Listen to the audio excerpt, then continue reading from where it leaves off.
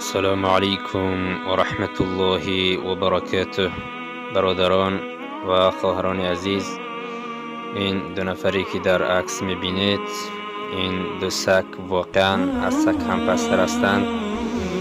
نمازی که فرض خداست و یکی از رکنهای اساسی دین مبین اسلام می باشد، آشکارا مسخره می کنند و واقعا باز جای ننگ و شرم هست که مسلمان ها این را با خنده تماشا می کنند و به یکدیگر می فرستند. این نوار رو میمونیم تماشا کنیم. هيا لا خير لمن هيا لا خير لمن قد قامت الصلاة قد قامت الصلاة الله أكبر الله أكبر لا إله إلا الله يا عبد الله إني سلم والصلاة وحرب لمن حاربكم عليه. بسم الله الرحمن الرحيم الحمد لله رب العالمين الرحمن الرحيم مالك يوم الدين إياك نعبد وإياك نستعين اهدنا الصراط المستقيم صراط الذين أنعمت عليهم غير المغضوب عليهم ولا الضالين. بسم الله الرحمن الرحيم قل هو الله احد الله الصمد لم يلد ولم يولد ولم يكن له كفوا احد الله اكبر. سبحان ربي العظيم اللهم صل على محمد وآل محمد سبحان الله لمن حمده الله اكبر. سبحان ربي العظيم اللهم صل على محمد وآل محمد استغفر الله ربي. سبحان ربي.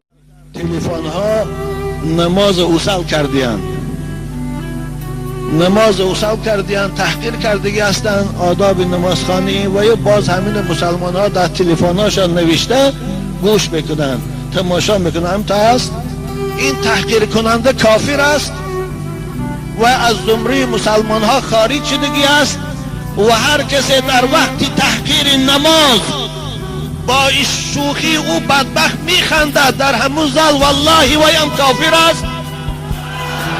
و هر کسی در نوار تلفنش این عکس میگیرد یا این صدا رو میگیرد گوش میکند ویم کافر است. برا که رضایی در کفر است. کسی در یک عملی کافرا راضی بشه و میخندد والله ویم کافر است. مسلمان ها اولش که در همون صحنه تئاتر باشید، آتین همون اروپایی ها شما ناموس ندارید. ببینید از پایان با بطولکه در دهنی همه ارتیس هاشان میزنن. شما همین که ناموس نداره هم مسخره بازی یا بطولکی پپسی کالی رو دست ریزنید. بخواد که نماز تحقیر کند شما با خندید، نماز تحقیر کند با شما در نوار تلفن تان گیرد و با او رو تماشا کنید. کنی مسلمانیتان، کنی ناموس اسلامیتان، کنی دیانت داریتان. نماز عبادت اسم خدا فرض کرده است و این آداب پیغمبر به ما تعلیم داده است. این خنده ها پگه گریه دارد، این خنده ها پگه سوختن دارد، در آتش میسوزی. و این سگی لعینی و صحنه بازگو خود کافر است. قرآن در شأن وی میگوید اعوذ بالله من الشیطان الرجیم ویل لکل همزة لمزة. وای برای هر کسی که تحقیر میکند، مسلمان را اوصل میکند، مسلمان را عیبدار میکند. وای کلمت عذاب، کلمه عذاب است. وای کلمت هلاک، الویل واد فی جهنم. چاه است در دوزخ که 40 سال میپرتاین کافر سردگو میره به پایانش نمیرسد. و فیها انواع العذاب، از عذاب های گوناگون در اونجا. این از قرارگاه این مسخره بازا. های ناجوان مردها، هرچی شوخی دارد اما دین شوخی ندارد، احکام دین شوخی ندارد. اینو برای شما نه خدا میبخشد، نه پیغمبر میبخشد، نه اسلام میبخشد، نه مسلمان ها میبخشد.